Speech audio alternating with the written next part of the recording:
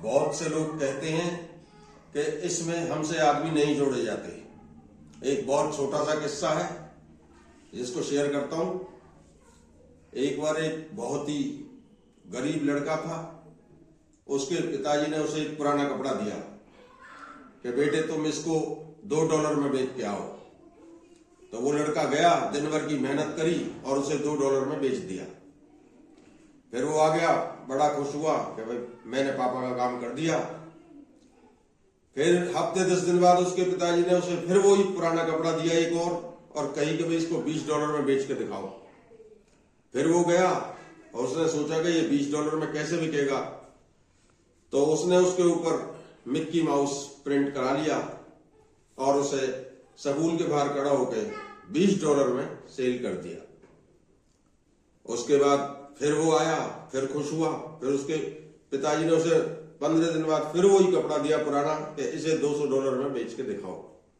वो लड़का गया, उसने कोशिश करी और उसने की कैसे बिके ये।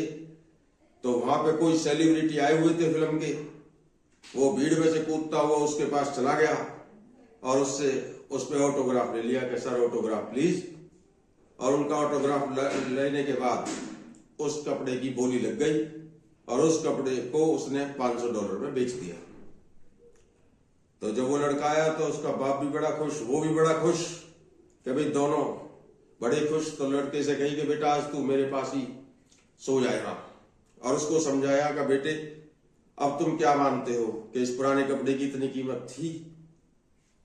जबकि डैडी इसकी कीमत तो इतनी नहीं थी, लेकिन अलग अलग जगह जाके इसकी कीमत इतनी बन गई। तो उन्होंने की बेटा इसका मतलब ये नहीं है, इसका मतलब ये है जब इस कपड़े की वैल्यू बन सकती है तो आप अपनी बनाओ।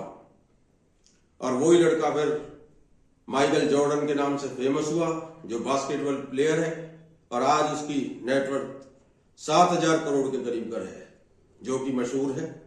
अगर आपको इस इंडस्ट्री में आना है तो मेहनत करनी पड़ेगी और अपने इन घुटनों को तोड़ना पड़ेगा पब्लिक के बीच में, जब जाके सफलता प्राप्त होगी।